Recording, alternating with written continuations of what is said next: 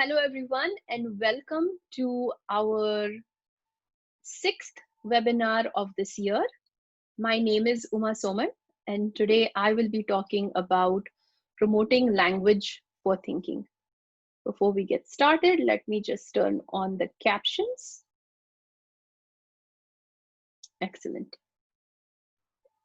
All right, so a quick introduction. As I said, my name is Uma Soman. I'm a teacher of the deaf and hard of hearing students. I'm a listening and spoken language specialist, certified auditory verbal educator, and along with my co-founder partner, Ladini Raudugar, we run Listening Together with the support of our board member, Uma M. Between Aladini and I, we speak multiple Indian languages. Uma also speaks multiple Indian languages. So if you have any questions or comments that you would prefer to ask in a language other than English, please go ahead and type in chat or Q&A, and we will be happy to answer them. Today's session is in English. Tomorrow's session, same content, will be in Hindi. So if you would like to attend both, you are absolutely welcome. If you prefer to attend the one tomorrow, please feel free to do so. And if it's better for you to watch the recorded session, that will also be made available, that you can share with people around you, in your family, in your professional team. Okay, so a little bit about Listening Together. We are a nonprofit organization with the mission to empower parents, professionals, and communities in order to transform the lives of children who are deaf and hard of hearing. We do this work globally. A lot of our constituents, our families and professionals are in India, but we are definitely making a broader, wider impact. We are providing parent empowerment, professional development, and public awareness. And we would love to share with you more about this towards the end of our session today. And let's get started with the good stuff. So I'm going to start with the webinar, which is a part of our public awareness campaign. And then at the very end, talk a little bit about our parent empowerment program, as well as our professional development offerings. So if you're interested, stay tuned till the very, very end. So that is a little bit about us, and we want to hear from you. So I'm going to launch a poll, and it will ask for you to identify yourself if you are a parent of or a family member of a child who is deaf and hard of hearing, or if you're a professional who works with children. Maybe you're a student in this field, or you're an individual who is deaf and hard of hearing, or you're an interested community member joining us today. Please let us know what role you are joining us in. It will help me understand who's in the audience as I give examples.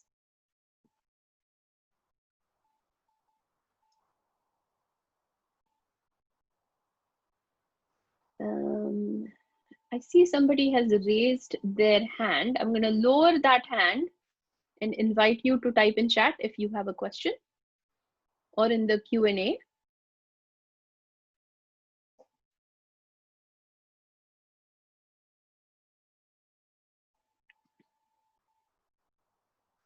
Okay, so answers are coming in. I'm going to wait just a couple more seconds.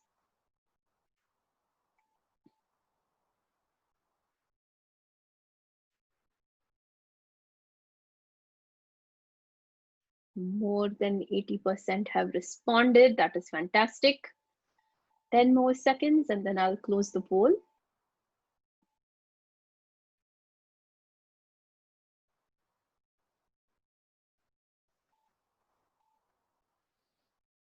All right, fantastic.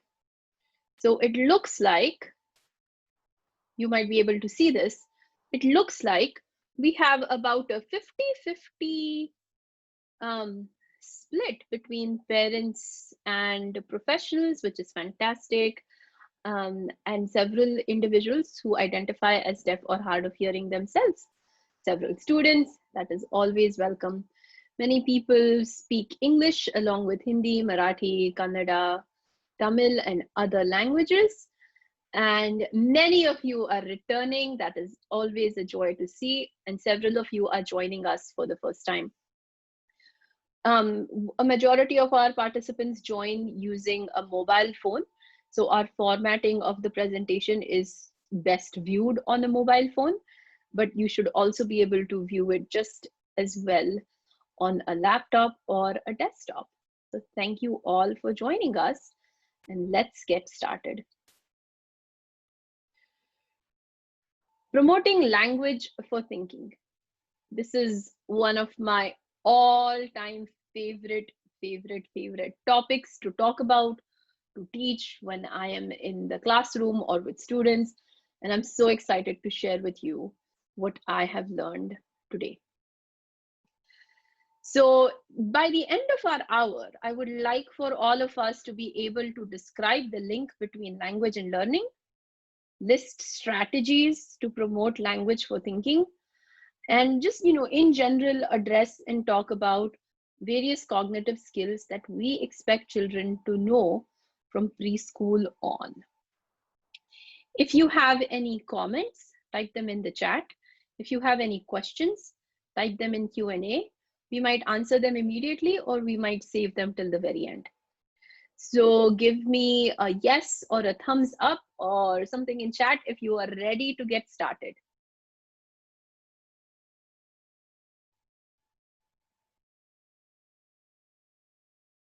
All right. Here we go, friends.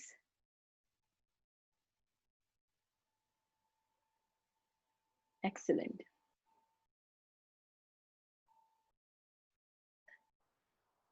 So I want to start with some key concepts.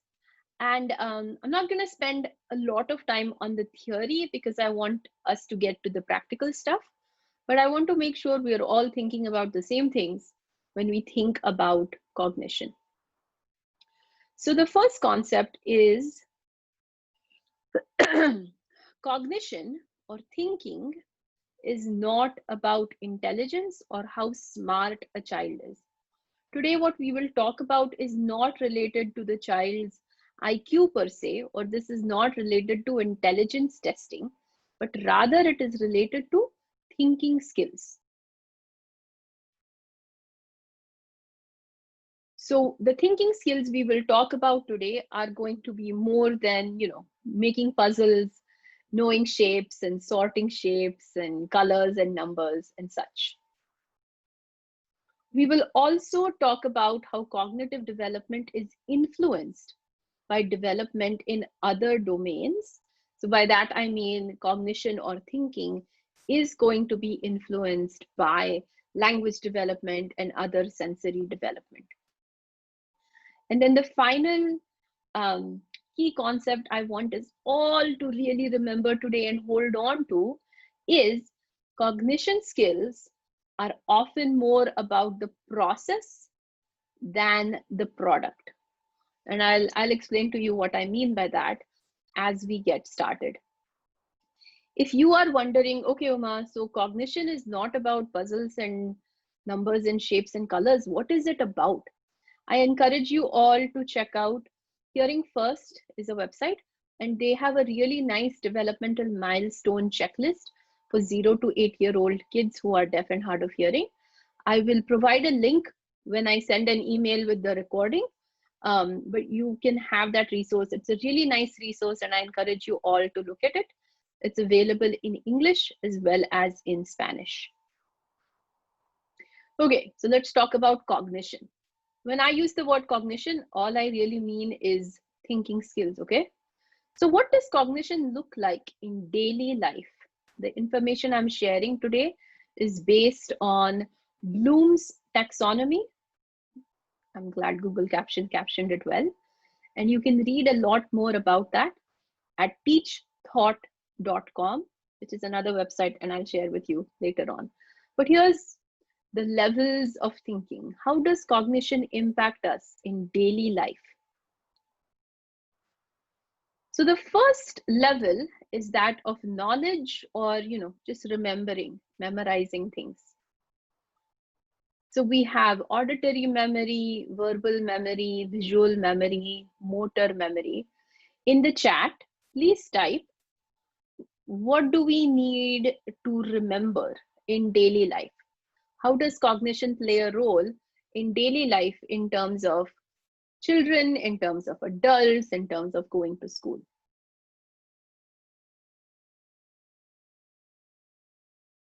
I will wait for some responses.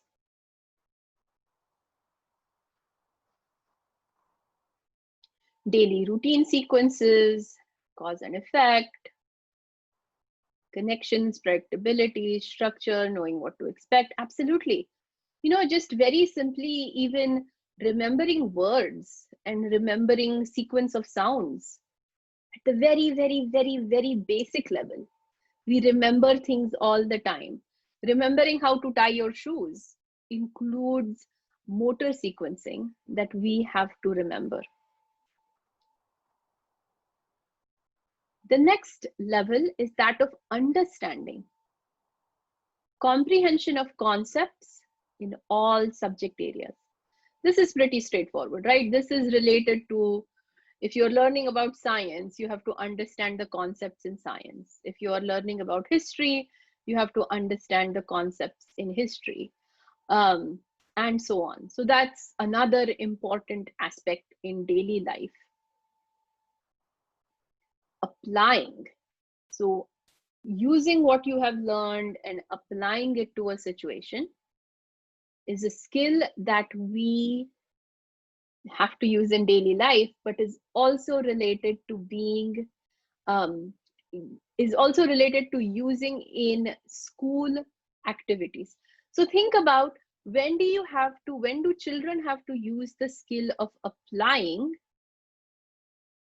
in their school behavior or school practices?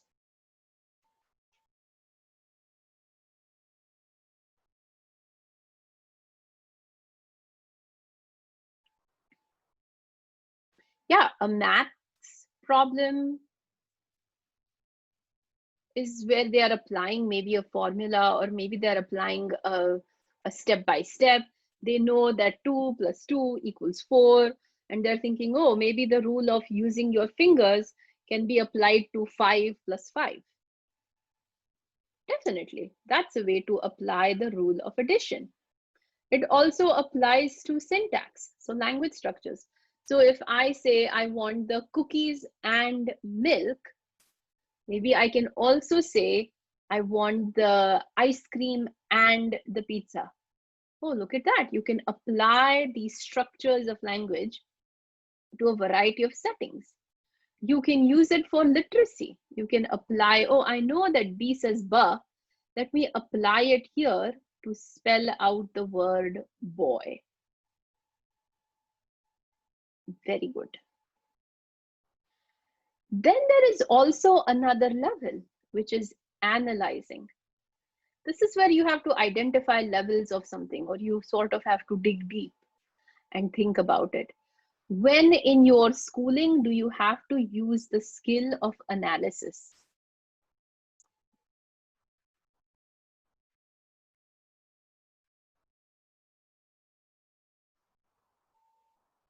In chemistry, in critical thinking, absolutely. When making inferences, yes.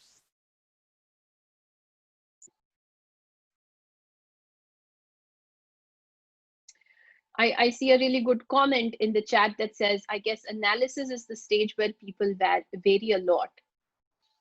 And that's a good point. And I'm going to tell you why you might be seeing that towards the end. Logical thinking, even simple things like how did the hare feel when he lost his competition with the tortoise? That's analysis of how the hare might be feeling, how the rabbit might be feeling. So think about cognition in addition to just the science, math, social studies subjects also. The next one is evaluating. Comparing and contrasting, making a judgment, arguing a point.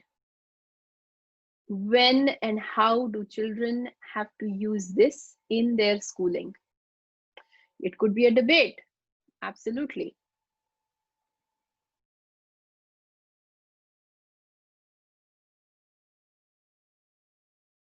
Essay writing, even artwork, empathy, absolutely. In exams all the time, right? They are the ones being evaluated. In making decisions, absolutely. Children have to think about, oh, what would be a good decision now? Should I do my homework now or play video games now and try and wake up at 4 a.m. to do the homework? So that's a test of evaluation. And sometimes we see children making not the best choices. Judgment of right and wrong can also fall under this category, absolutely. And the final level is that of creating. So you're creating something based on everything you know and remember and apply and analyze and evaluate. And now you are doing this new product based on what you know.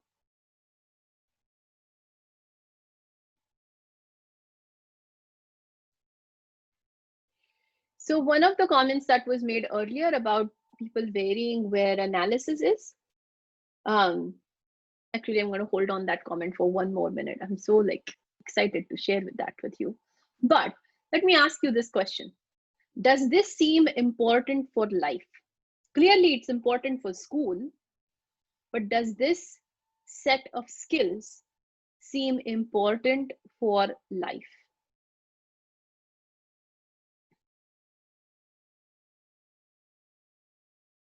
What happens when children who become adults don't have these skills? If you are a parent, think about your child and think about where they have strengths and where they might be needing some more support. If you are a professional, think about what are some skills that you almost always teach and talk about. What are some skills that you might need to be more involved in or more direct with?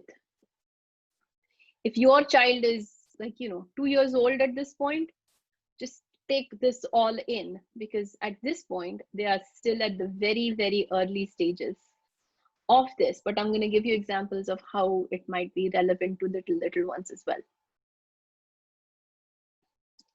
So the impact of not having these skills, the responses are starting to come in. Somebody said they won't be able to make right decisions if they lack these skills in life. Dependent on adults, analyzing can be difficult,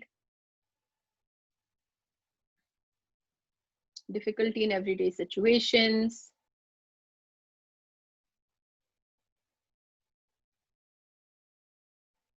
cannot make judgments, daily functioning might be affected. Absolutely. Let me ask you one more point. What happens to a child who has low language skills, minimal language skills? Will they be able to successfully develop these skills, these thinking skills, or does language impact thinking?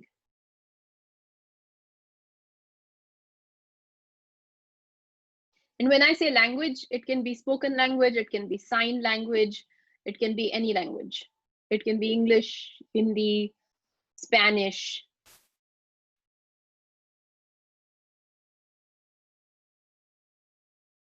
So there is debate among scientists as well as philosophers in terms of the link between language and cognition. Some people say if you don't have the words for it, you can't think about it. Others say if you can think about things without having words for it. Here is my take as a teacher of the deaf who's worked with children of varying ages for a long time.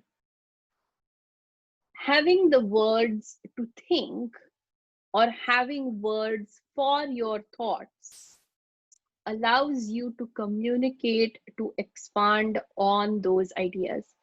Language and thinking are very strongly connected, and one doesn't really exist without the other. So I'm going to switch gears and talk just a little bit more about this in a very teachery context. Bloom's taxonomy, something I mentioned early on, is basically an organization of learning skills. So the first three, knowledge, understand, apply, are considered lower level thinking skills. And the next three, analyze, evaluate, create, are considered higher level thinking skills. We very commonly see that children do really well and are taught really well, taught often in the first three levels, but not always in the next three levels. This is something that we see in a lot of different children, but this is especially true in children who are deaf and hard of hearing. So the Bloom's taxonomy, along with the many learning verbs, is a guide to ensure mastery of lower level thinking skills as well as higher level thinking skills. Right? You're probably thinking, sure, how do we know we are teaching all the 6 levels that you mentioned? Here is a guide, and I will make sure I give you a link to that later on. Generally, you use this guide to go from left to right. So you start at level 1 and progress towards level 6. And when I write SMART objectives for my students, this is where my targets are coming from. So look at the verbs. In level 1, there is knowledge, right? To show that you have knowledge, you define things, you identify things, you describe, you recognize, tell, explain. That's what the objectives for today were. I don't know if you realize that, but we are going to describe, we are going to list, and we are also going to discuss, which is a later skill. Under understand, you might be summarizing, classifying, comparing and contrasting, extracting, paraphrasing. And in applying, we are solving, changing, completing, discovering, and such. That's what school seems to be all about, right? But then life seems to be about relating, distilling, concluding, categorizing, going into evaluate. It might be about appraising, or defending, planning, going into creating. It might be about collaborating, modifying, designing, writing, inventing.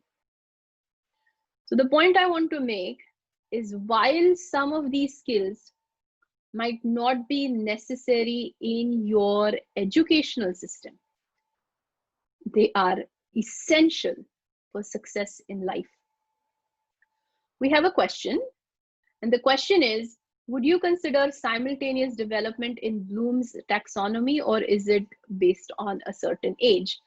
I would say it progresses in a hierarchy, but it is simultaneous. I mean, you're not going to stop and say, oh, you're not 3 yet, I won't ask you this question.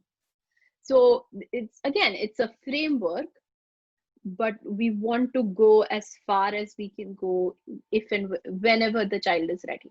So there technically aren't ages for that. But if you look at language curriculum, or if you look at science curriculum, by the time children are, say, in class 3, class 4, 4th, 3rd grade, you are expecting to see more higher order thinking than if you were younger. If you look at the Common Core standards, and this is in the US, the Common Core actually has made a good concerted effort to bring some of these higher order thinking skills even at the earlier stages.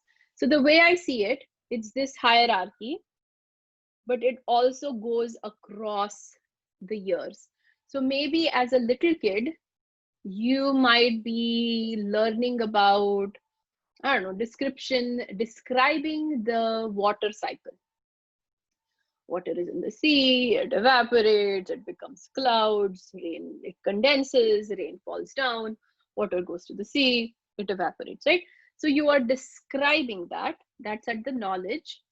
You might be asked to evaluate or analyze what happens if the water cycle is disrupted because one year there was no rain. That's an analysis. It's still at a pretty young level, but you are now going across the Bloom hierarchy. So maybe that's what's happening when you are like 7 years old.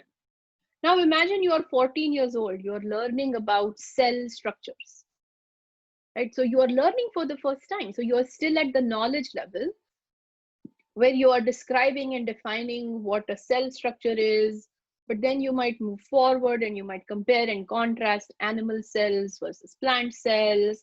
And then you might have a discussion about the ethics of genetics.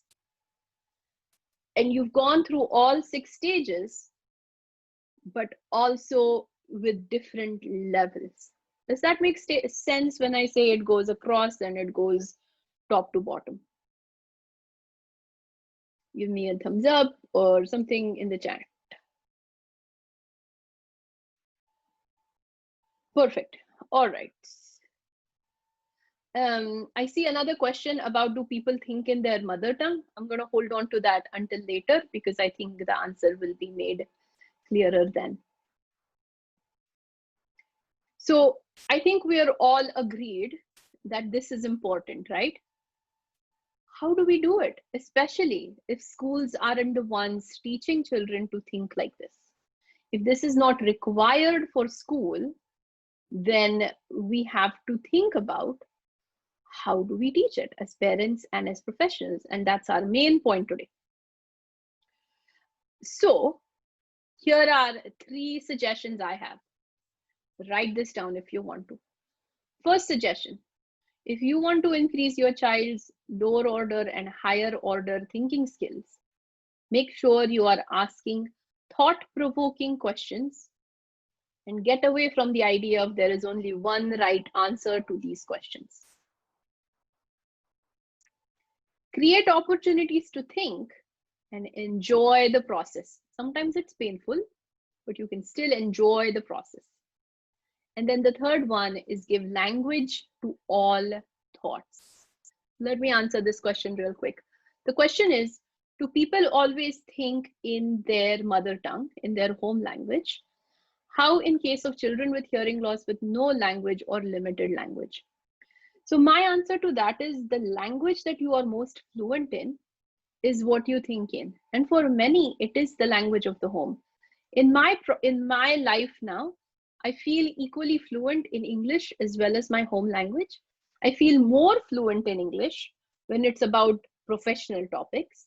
I feel more fluent in my home language when I'm, maybe thinking about traditional recipes or cultural traditions or something like that. So thinking is different for different people. My thinking is the language you dream in is the language you think in. So if you can dream in different languages, then you can also think in different languages. I'm going to hold on to the question of what happens when children have limited language as we talk about the questions. So the next thing I want to do is just talk about these 3 strategies really quickly. The first one is ask thought-provoking questions. So let me ask you this. Let me ask a thought-provoking question. Why do we ask questions to children?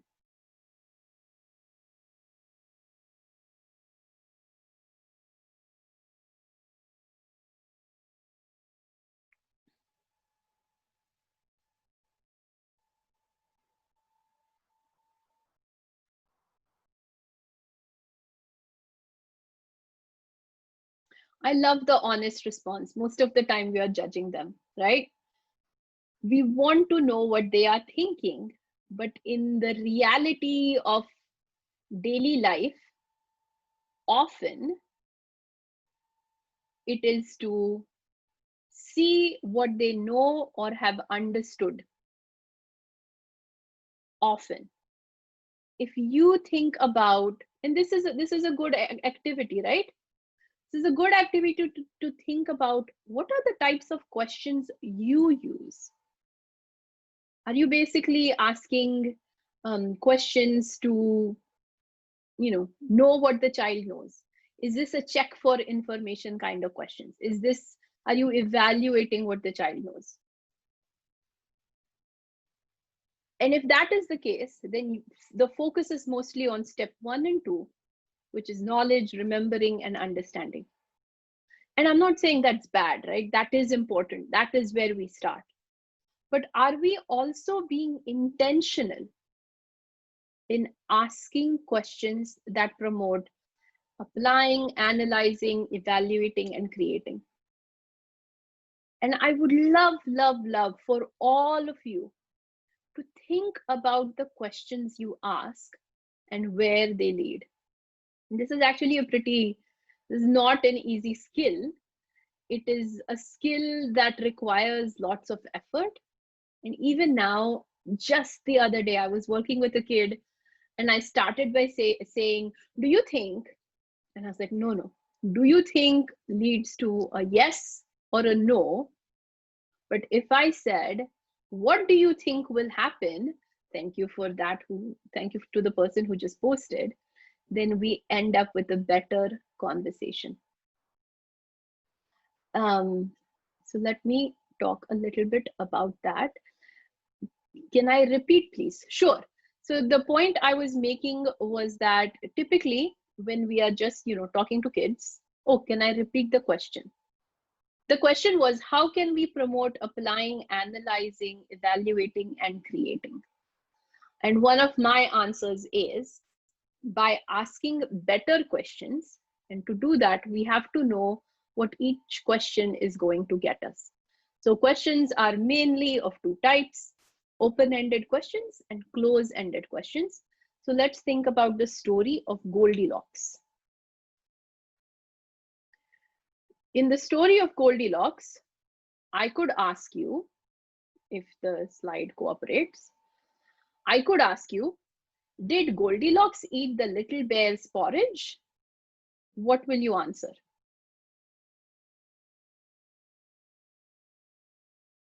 Yes, there is only one correct answer to this.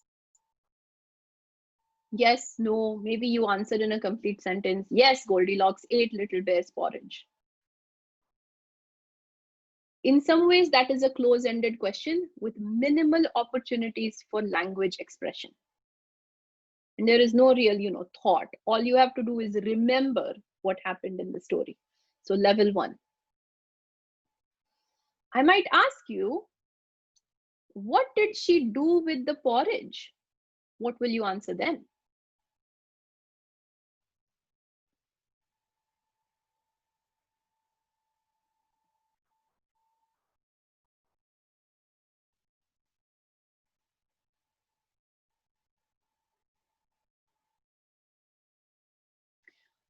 See, now the answers are different. It's more than just a yes or no.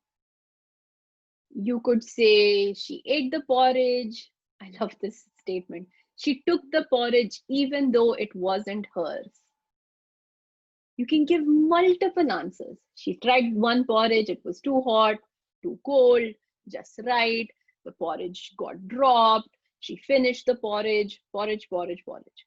So even though there is in some ways only one right answer to this, there are many ways of getting there. So what did she do with the porridge gives us more options, creates opportunities for communication, and we are still, at the earlier stages. It's still remembering and understanding.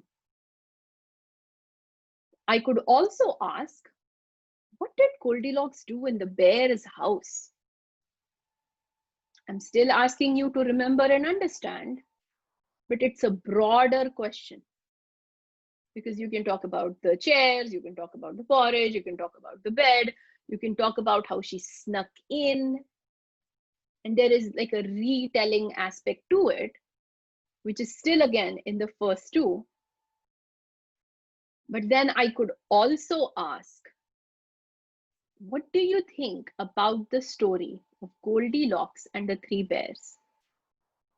This allows for analysis, for application, for evaluation.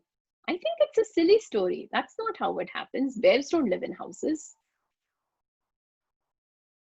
As well as, creation. If I were Goldilocks, I would not eat the bear's porridge because it's not mine. I would not go into somebody else's house. Let me also say this. We need to ask questions at all of these levels to promote all thinking skills. But often what happens is we stop at question 2 or 3 and don't go further for a variety of reasons. It's a story. Why do we have to think about the whole thing? Oh, maybe the child doesn't have language. Well, that question is not on any kind of exam, so I'm not going to worry about it. Or we just forgot to ask it. We were not intentional in asking it. So what I want to do next is give you 5 questions that are just going to change your life. They definitely changed mine. I came across these questions in a training done by my dear mentor, Kathy Sussman and Janet Weil in 2005 when I was just starting out as a teacher. And for the last 15 years, I have used these questions with children of all ages and have had amazing conversations and opportunities for language. So without further ado, let me introduce question number 1. Question number 1 is, what do you see?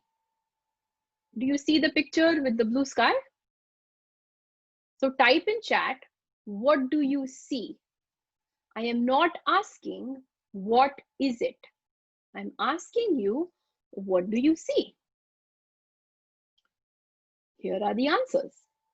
2 flowers, rainbow pinwheels, beautiful pictures, sunshine, blue sky, clouds, scenery, grass, long grass, beautiful flowers, sunny day. Are any of these answers wrong?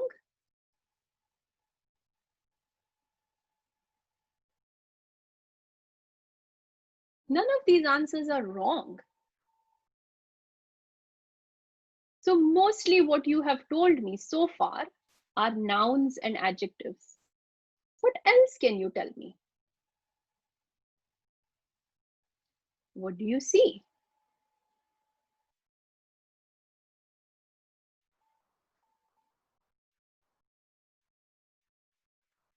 Not windy.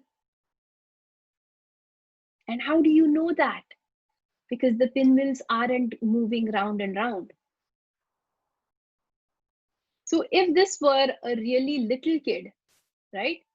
And I would say, what do you see? The kid could say,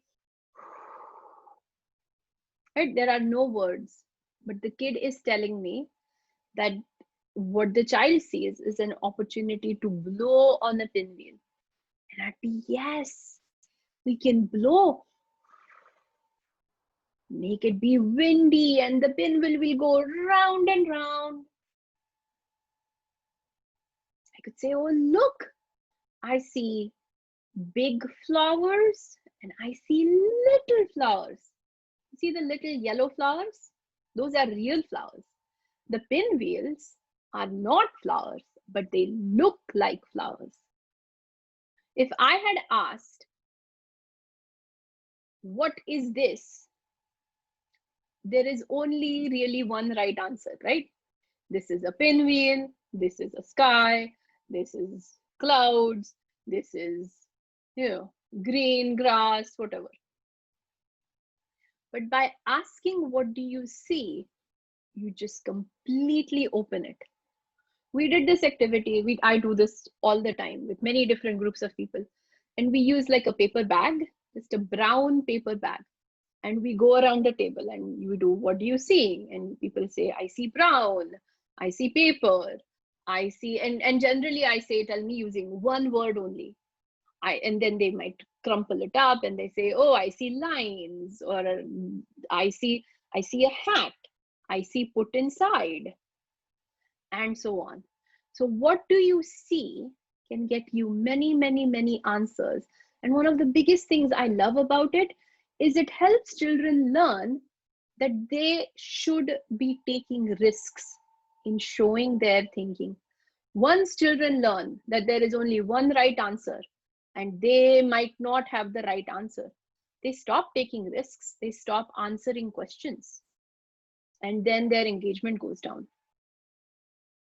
So this is, you can do this with any kid, but let me show you an example of how you would do it in an academic context. So this is a picture of a busy city. It's the cover of a book called City of Stories, which is available on storyweaver.org. So if this was the book I was reading with the kid, and I looked at the front cover and I said, what do you see?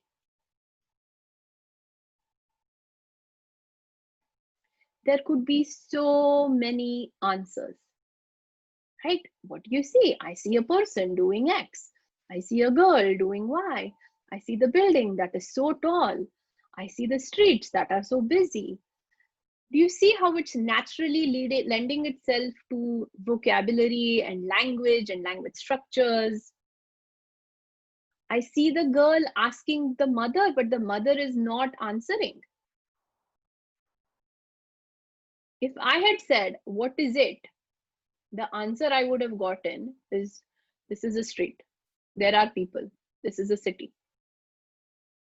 Changing your thinking from what is this to what do you see will create so many opportunities for you and the children working with you. If you don't take anything from this webinar today, take this. Start asking, what do you see? And I'll take a quick 20-second break here, and just on your notepad somewhere, write in big bold letters, what do you see? And think about what the listening, language, speech, literacy opportunities are that the question, what do you see, brings for you.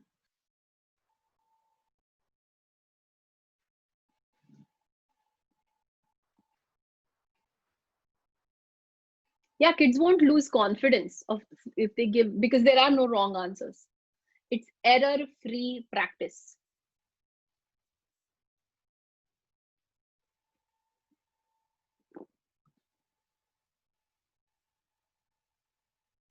Well, if you like this question, get ready for the next one.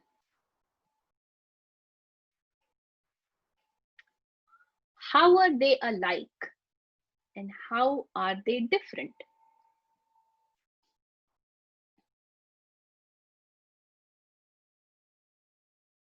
Look at the picture. How are they alike? Tell me in 1 or 2 words. Don't write a full sentence. Type in chat. You're looking at the picture of soft toys. How are they alike?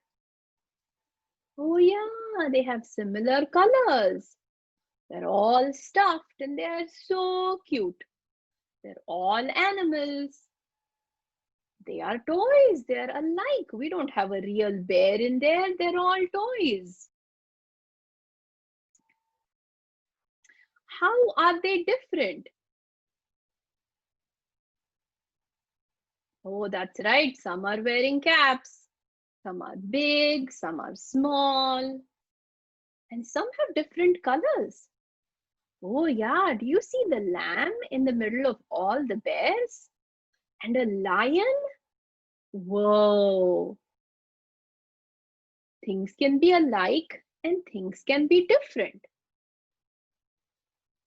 So, like, imagine a real world scene, right? You have all these toys that your child has lovingly thrown all over the house. And you're like, oh my gosh, my entire day goes in cleaning up after my child. Make it an activity. How are they alike? How are they different? How will we put them in groups? And let your child come up with their own logic, right? If they say, oh, I'm going to put this here because this lion is my favorite, and all these other toys can be somewhere else. Okay, that's great. Maybe they won't pull all the other toys to get to the lion. You can use this with very young kids and help them with your tasks, help them clean up, help them learn to organize, help them learn to plan, help them see that there is generally a rationale in how things are. So as adults, in my house, I have 2 drawers full of spices. I cook all kinds of food. So I have a drawer with single spices. So I have my turmeric, I have my chili powder, I have my oregano, I have my other Italian spices. Then I have another drawer with all kinds of mixed spices. So I have my garam masala, I have my pizza seasoning, I have my taco seasoning, and they are all in a separate drawer. In my older house, the cabinets were different. So I organized it by cuisine. All my Indian spices were here, my Italian spices were here, my Mexican spices were here. And when my mother-in-law came to visit, she's like, okay, I'm going to move all the Italian and Mexican spices to the back and pull the Indian spices and make a row of it. I was like, fine, that is totally doable, and it is organizing, and so on and so forth. So that's with little kids, right? Let's do an example with academics. Look at the wind turbine. Look at the pinwheel. How are they alike? How are they different? This can be a whole essay. This can be a topic on wind energy. You should, like, you know, this is again going all 6 levels. If they are alike and they are different, maybe you can create, maybe you can evaluate which one do you think will be useful for our planet. I don't know, I'm just making stuff up. Depending on the age of the child, you can really ask these questions for life, but then also for school. They can come up with their own thoughts. They can have original ideas. This is not just, you know, memorize for the test and go just, you know, like mug it up and just go do it. That is not how human beings develop. That might be how schools are making human beings develop, but that is not how it needs to be. So the question number 2, how are they alike? How are they different? And that leads to many listening, language, speech literacy opportunities. Just by asking a compare and contrast question, you've created an opportunity to practice using the word, this one is big, but that one is small. You've talked about this and that. You've talked about both and. You've talked about adjectives. You've created all these opportunities. Did you have to do a lot of work? Not really. You just had to ask the right question. I love the power of questions. Okay, oh my gosh, I'm looking at the time. I could talk about this forever. Here's question number 3. What might happen if? Going back to the messy room scenario. You have all these toys. You can talk to the kid. What might happen if we leave this room messy? Oh no, somebody could step on it. We might lose our toys. This, that, and the other. What might happen if? What might happen if you don't brush your teeth at night? Oh yeah, you will get cavities in your teeth. Your teeth might hurt. What will happen if you don't wear a raincoat? If you forget your umbrella when you go outside? Oh no, you will get wet. So there is life, there is just, you know, opportunities for language again. If you did an academic setup, What might happen if elephants don't have the natural habitat that they are used to? What might happen if poachers kill all the elephants in the world? What might happen if elephant tusks continue to be harvested? You've just opened up a really mature topic where a child might have to write an essay, give reasons, whatever that might be. And again, this gives you many, many, many opportunities for listening, language, literacy, and speech. So the first question is, what do you see?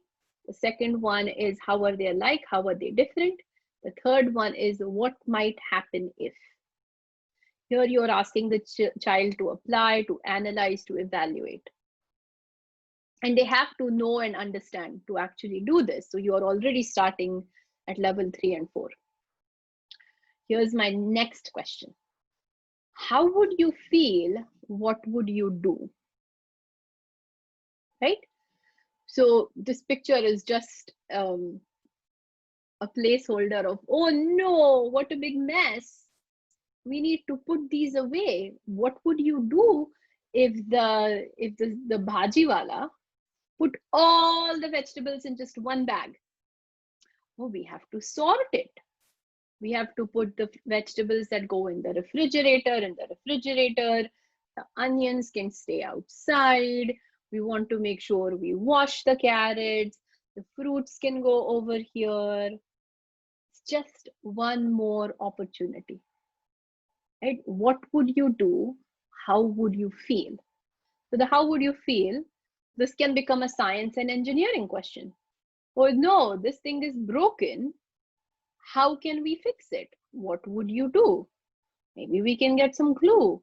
Maybe we can use some tape.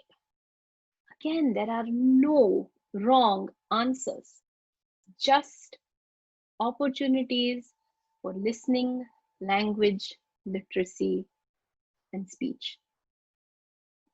You see the point I'm making?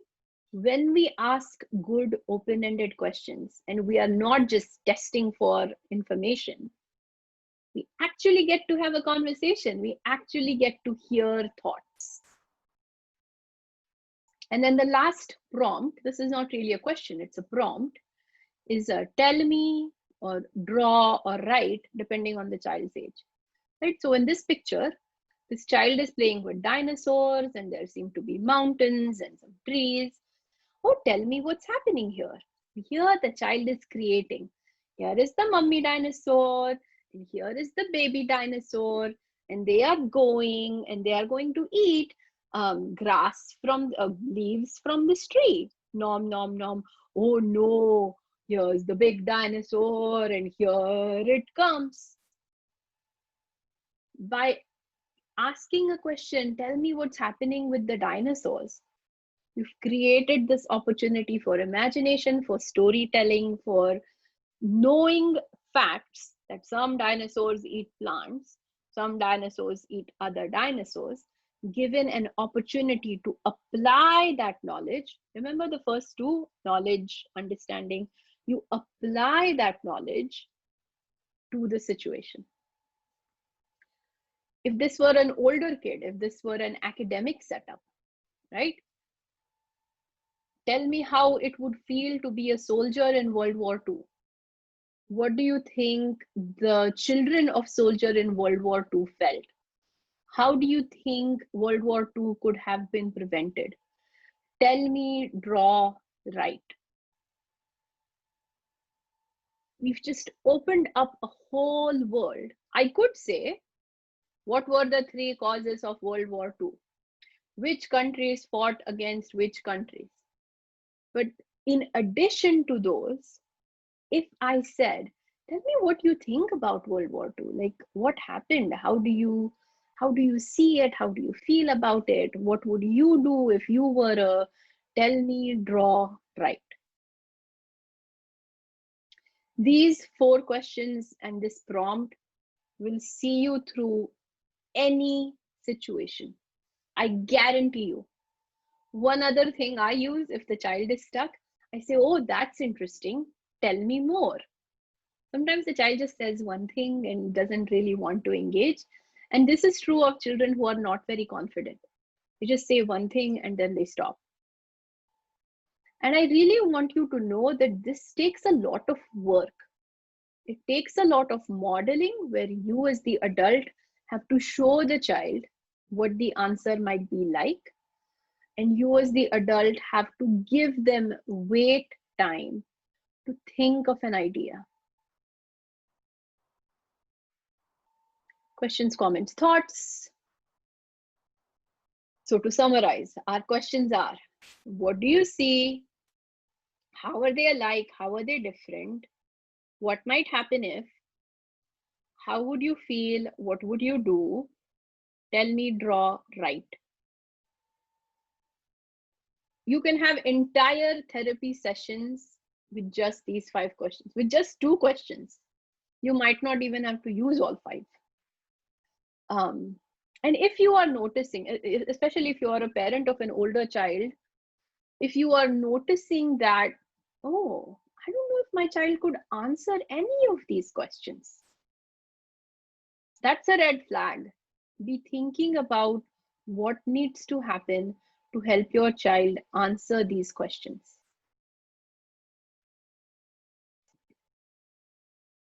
All right. The other suggestion I had was create opportunities to think and enjoy the process. And for that, I suggest, you can do art projects that are really fun and cool and whatnot.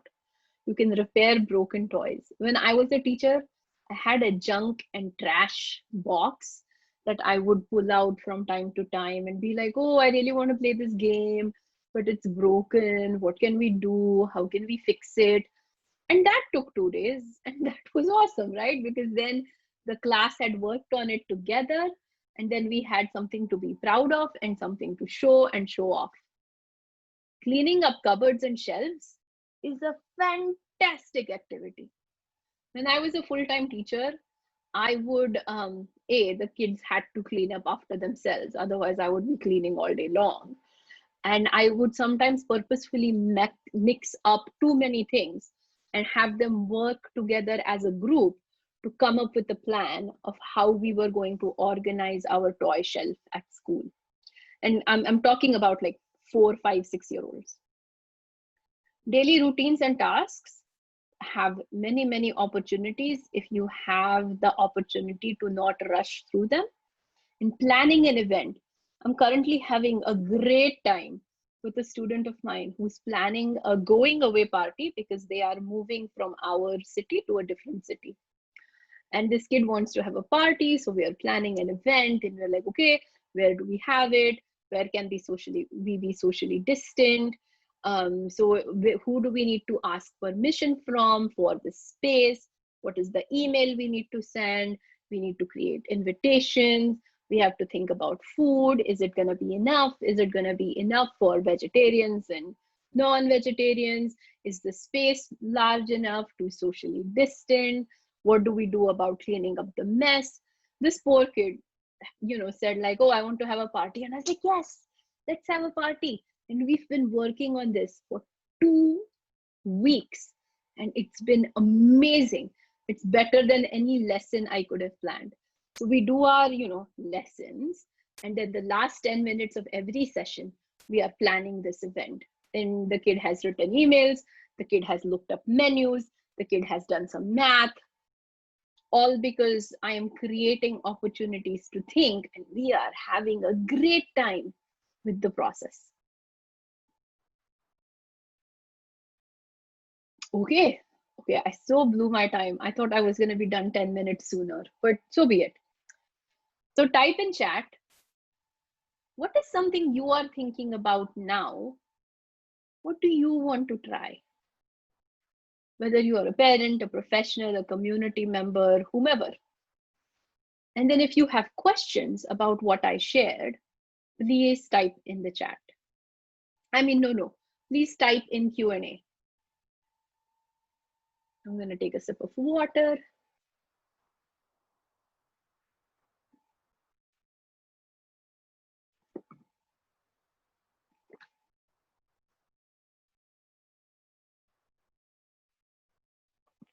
Well, that's a fantastic comment. This is a therapist who works with children of many different hearing statuses and is saying that these questions are useful for every child this therapist works with. That's absolutely true. I have two goddaughters who are, well, they're 4 and 7 now, but even when they were younger, if there was an issue, like one day, I remember this so clearly. There was a birthday party, the kid got cake on her plate, ran through the room, cake fell on the floor, like the slice of birthday cake fell on the floor. Kid looked at me, I looked at the kid, and I said, "What do you see?" And the kid said, "My cake is on the floor." I said, "Okay, what are we going to do about it?" And initially, the kid's thought was, "I'm just going to eat off the floor." And I said, "No, I think that's not a very safe idea. Let's throw that cake away and let's get a different cake. And when mummy asks, what happened to the earlier cake, then you can, what will you say? What would you do?" And then, we ended with, "Okay, what will you remember the next time you have cake on a plate?" That's that. I mean, it easily could have been, "Oh no, you didn't watch where you're going. Now the cake is on the floor. Everybody's mad. There is a scene at this party." When I start with, "What do you see?" it almost always goes well. So I'm looking at some questions. One of the questions is, it's about multiple languages. If a kid is fluent in one language, can they do the same in another language as well? Absolutely. I will encourage you to go watch our bilingualism webinar, which is on YouTube. Read the blog post that goes with it to learn more about bilingualism. How can we make toddlers understand the feeling and thinking questions? So toddlers notoriously are super self-centered. The only thing you can really do is you can model, model, model. So if you are, if something good happens, you say, "Oh, you did this. I am so happy. This makes me so happy. I really like how you." Is the kid gonna understand everything? No, probably not. But you are providing the language, you are teaching the words associated with thinking and feeling. You can also do out loud problem solving. So sometimes, like, if I'm playing with the preschoolers at our school and we are building, blocks, something with blocks, and I'm thinking, I wonder if I should put the big block or the little block on top of here, because the big block might make it all fall down. It's too big, it's too wide to put on this block. I think I will go with the little block. So when the kids are younger, you're doing a lot of modeling of thinking and feeling. Don't think, "Oh, they are too young, they won't understand this." Keep doing it, keep talking about it, and that will make a huge, huge, huge difference. How to teach the concept of same and different if the child doesn't even know the concept? Through modeling. You talk about, "Oh, look, here is a blue circle and another blue circle. It's the same. And another blue circle. Whoa, they are all the same. Look, I have a red circle. Is that the same? No, it's not. Let's put it over here." So now you've done red and blue circles. Next time you do potatoes and onions in your house and you are sorting them into different baskets, you go, "Let's put all the same ones together. Potato, potato, potato, potato. Uh-oh, onion. This one is different. I'm going to put the different onion over here. All the same potatoes go together." You're going to have to teach these concepts not just in therapy, but in daily life, right? If the kid wants to wear a pink shirt and pink pants, you say, "Oh, that's nice, it's matching. You're wearing the same color." Say, pink shirt, pink pants, same color. Do you want to wear a pink hat of the same color, Or do you want to wear a blue hat of the different color? That's it. You have to give time to kids to know this, and you have to let them show what they know in many different ways. What would a question that involves sabotage be classified as on Bloom's taxonomy? That's a great question. I would say sabotage is about application and analysis, knowing when something doesn't match. It could also be about knowledge, when you know that that's not the information that goes with this. So sabotage is more so a technique rather than a learning objective. So the learning objective might be, will discriminate accurate and inaccurate information, and that's a discriminate or differentiate skill. But in some ways that can go in remembering, knowledge, application, or evaluation. More so in evaluation, I think, but I can see how an argument could be made on a couple different levels. What about kids with limited vocabulary? Is it right to ask open-ended questions? Absolutely. As long as you are willing to take an answer that is not verbal, right? If I showed that, the picture with the pinwheels, or maybe even the bear picture, right? If I showed the bear pictures to a kid and I said, how are they alike? How are they different? And you might want to use actual toys rather than bears. Here, I'll give you an example. Well, now you're just going to know the mess that lives around my table, all right? So we will ignore the fact that Uma has a messy table. Look what I have. Whoa, what do you see? What do you see? What are some words, right? Guys, write down, what do you see? Put it in the chat. Just give me one word. So maybe blue, maybe pen. What else do you see?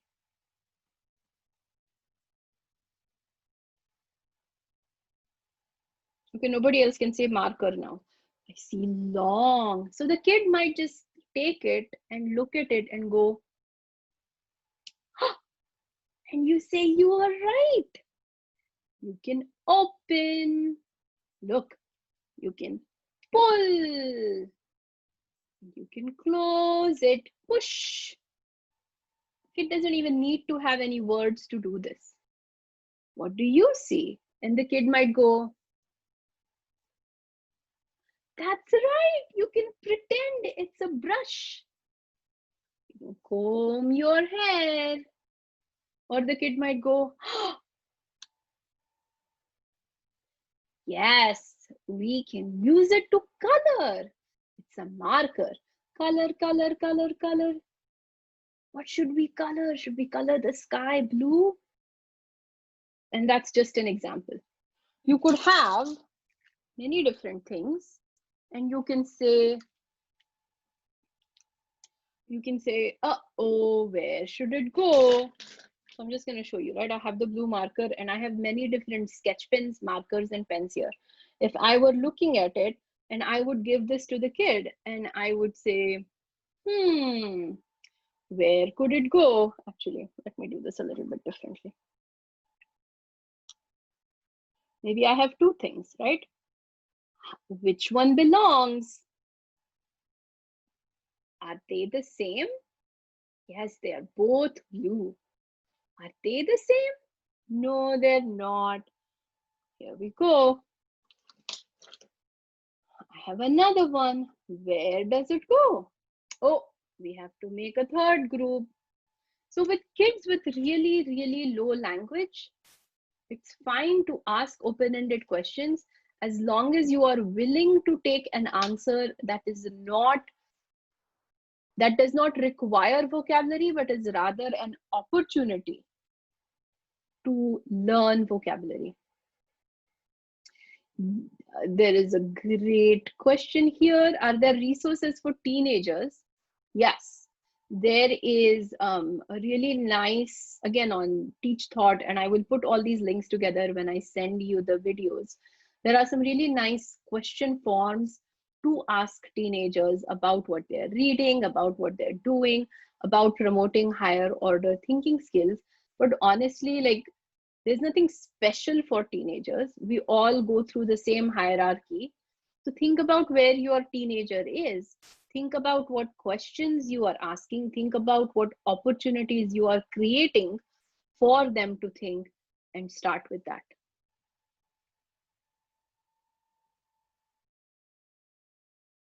Okay, awesome. All right. You guys have been an amazingly patient audience. So next steps. When this webinar ends, you will get a survey. Please complete it. It's what helps us figure out what we want to talk about next, what you are interested in next.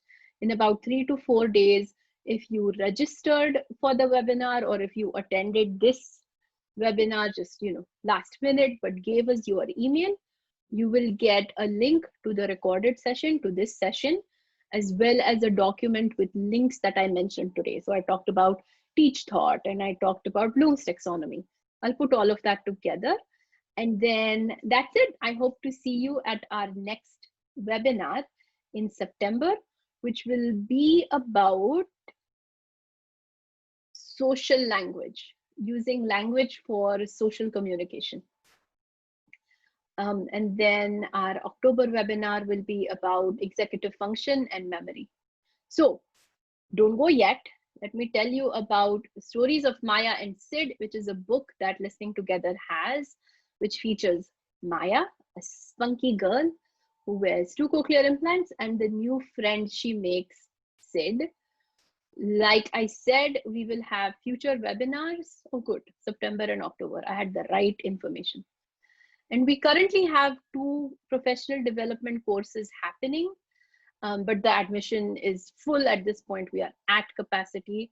So today we started a new course on learning to read through listening and spoken language. And in September, we will be continuing our series on foundations of language development.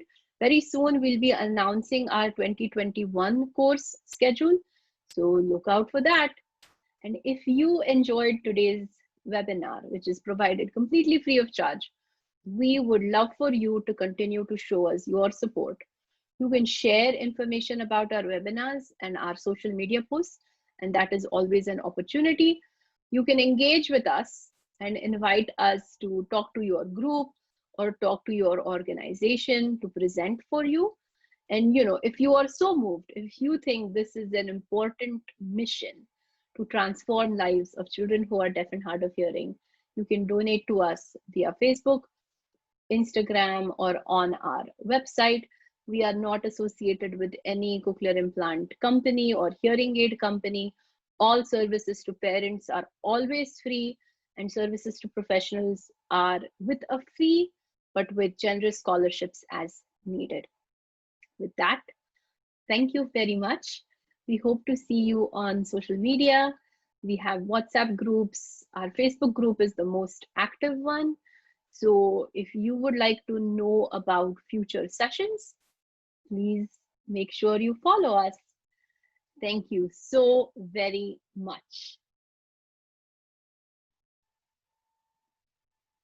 All right.